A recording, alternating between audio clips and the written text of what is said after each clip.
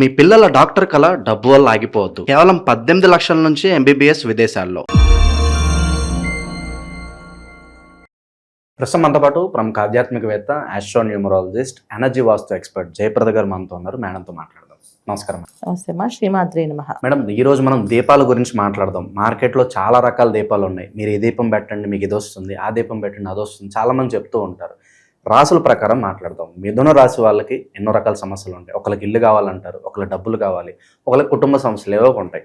అన్ని విధాలా కలిసి రావాలంటే వీళ్ళు నిత్యం ఎలాంటి దీపాలు పెట్టాలి, ఎవరిని ఇంట్లోనే ఎక్కువగా ఆరాధిస్తూ ఉంటే బాగుంటుంది అంటారు?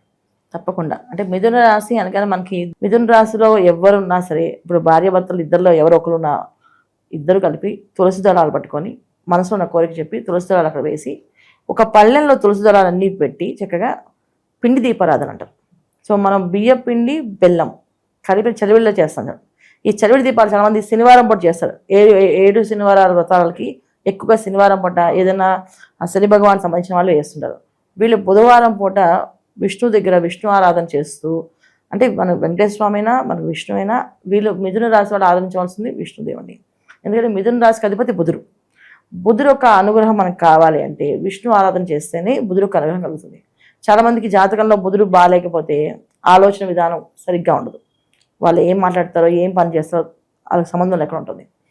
అదే బుధుడు బాగున్నారా, వాళ్ళంత మంచి కమ్యూనికేషన్స్ ఎవరి దగ్గర ఉండవు. అంత చక్కగా క్లారిటీగా ఎదుటి వాళ్ళకి అర్థం విధంగా చెప్పడం కానీ మాట్లాడడం జరుగుతుంది. అయితే ఇప్పుడు బుధుడు ఒక్కరికి కావాలి కదా, అందరికీ బాగుండాలి. ఎందుకంటే మాట్లాడి పొద్దున్న లేస్తే తెల్లారు లేస్తే మనం రాత్రి దాకా మాటలతోటి పోలేని పనులు అవుతుంటాయి. ఏది మాట్లాడినా అది ఎదుటి వాళ్ళకి అర్థమయ్యే విధంగా ఉండాలి కనుక సో మనం విష్ణు ఆరాధన మిథున రాశి వాళ్ళు చేసుకోవాలి. దీపం ఎవరు పెట్టాలి అంటే ఇంటి ఇల్లాలే పెట్టాలి.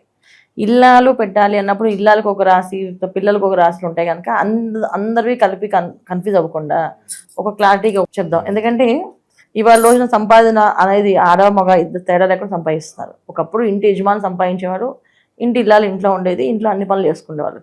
ఇప్పుడు అలా కాదు, యజమాని సంపాదిస్తారు, యజమానురాలు సంపాదిస్తారు, పిల్లలు సంపాదిస్తారు. అయితే మిథున రాశి అనగానే మనకి ఇక్కడ ఏంటంటే మిథున రాశి వాళ్ళకి క్రమశిక్షణ చాలా ఇంపార్టెంట్.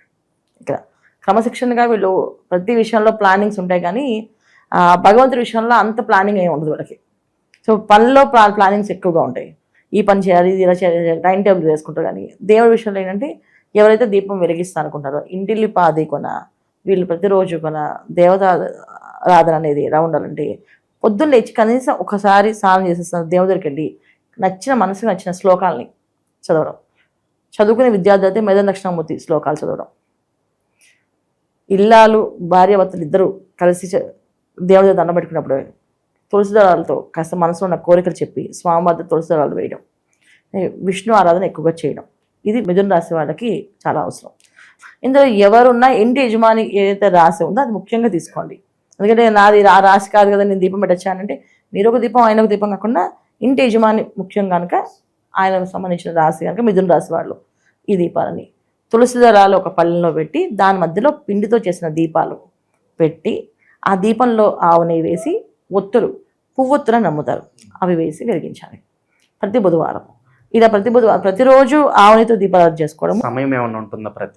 ప్రత్యేక సమయం ఉంటుంది వీళ్ళకి. అంటే ఏంటంటే పొద్దున్న 6 గంటల నుంచి 8 లోపు చేయాలి. దీపం ఎప్పుడైనా సరే, ఇంట్లో ఏ దీపం అయినా సరే సూర్యకిరణాలు ప్రారంభమైన దగ్గర నుంచి మనకి శాంత కిరణాలుగా ఉండి కొంచెం గట్టిగా ఆ దీపం అంటే మనం చూడండి నడినెత్తి ఎండ బాగా గట్టి తగులుతుంది చూడండి, మామూలు దాన్ని ఏమంటారు ఇన్ఫ్రారెడ్ రేస్ అంటాం. అంటే ఆ కిరణాలు పడకూడదండి, ఇన్ఫ్రారెడ్ రేస్ పడద్దు అంటారు, ఐఆర్ రేస్ అంటారు వాటిని. ఆ రేస్ పడి అంటే మనకి వడదెబ్బ తగులుతుంటారు.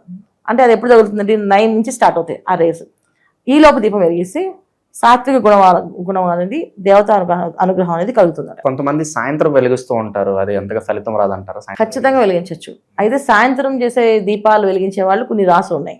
అయితే మిథున రాశి వాళ్ళు పగలే చేయాలి. ఏంటంటే ఈశ్వరాలయానికి సాయంకాలము, వైష్ణవాలయానికి ఉదయం కాలంలో, తర్వాత నవగ్రహాలకి తెల్లవారుజామున ఇవి చేయాలి కాలాలు. అంటే వీటికి కొన్ని నియమాలు ఇప్పుడు అంటే ఎవరికి టైం దొరికితే వాళ్ళు వెళ్ళిపోతున్నారు. కానీ వైష్ణవాలయానికి వెళ్ళాలంటే పొద్దున్నే వెళ్ళాలి. అది అలంకార పీరియడ్. ఆయన పొద్దున్నే స్వామివారిని అభిషేకం చేసి అలంకరిస్తారు. అలంకరణలో వెళ్ళి కోరుకుంటే ఆ వరం మనకి ఆ కోరిక తీరిపోతుంది, వరం ఇస్తారు. సాయంకాలం శివాలయానికి వెళ్ళి శివుడి దగ్గర కూర్చొని మన మనసులో ఉన్న కోరిక చెప్పుకున్నామంటే ఆ కోరిక తీరిపోతుంది. అందుకే శివాలయానికి సాయంత్రం పూట వెళ్తాం, వైష్ణవాలయానికి పగలు వెళ్తారు. అందుకే కార్తీక మాసంలో దామోదర మాసం అని చెప్పి పొద్దున్న సాయంకాలం 2 వేళల దీపాలు వెలిగిస్తాం. పొద్దున్న వెలిగించే దీపాలన్నీ విష్ణుమూర్తికి, సాయంకాలం వెలిగించేవన్నీ శివుడికి. అందుకే శివుడిని విష్ణువుని ఇద్దరిని ఒకే రూపంలో కొలిచేది ఒకే ఒక మాసం కార్తీక మాసం. ఇద్దరిని ఒకే రూపంలో చూస్తామట, అందుకే చేస్తామట, దామోదర అంటాం.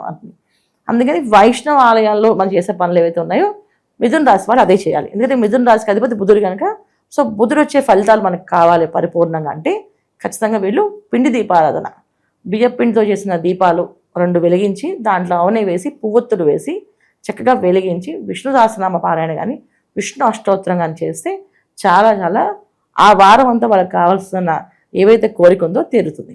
ఇవి చేయాలి.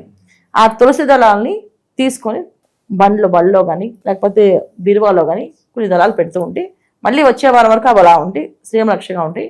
ఆర్థిక పరిస్థితి నుంచి బయటపడే అవకాశం ఉంటుంది, అంటే ఆర్థిక ఇబ్బంది నుంచి బయటపడే అవకాశం ఉంటుంది వాళ్ళకి. ఇది చేయాలి. ఓకే. ఇక పెద్దగా మేము బయటికి వెళ్ళి ఎక్కడికెక్కడికో ఆలయాలకు వెళ్ళలేమండి, మాకు మంచి జరగాలంటే ఇంట్లోనే మేము ఎవరిని ఆరాధించాలని అడుగుతూ ఉంటారు. సో వీళ్ళు ఎక్కువ ఎవరిని పట్టుకుంటే బాగుంటుంది అంటారు? లక్ష్మీనారాయణలు ఇద్దరిని పూజించడం, సాయంకాలం పూట లక్ష్మీ అష్టకం చదువుతూ లక్ష్మీ అమ్మవారి దగ్గర దీపం వెలిగించి లక్ష్మీనారాయణ అష్టోత్తరము ఇవి చేసుకుంటుంటే కూడా చాలా విశేషమైన ఫలితం ఉంది. ప్రతిరోజు సాయంకాలం పూట లక్ష్మీ అష్టోత్తరం పొద్దున ఒకసారి సాయంత్రం ఒకసారి చదువుకుంటుంటే చాలా విశేష ఫలితాలు ఉంటాయన్నమాట. సో దేవాలయానికి వెళ్ళాలి అనుకుంటే మాత్రం ఖచ్చితంగా వీళ్ళు వైష్ణవాలయానికి వెళ్తే చాలా మంచి ఫలితాలు ఉంటాయి.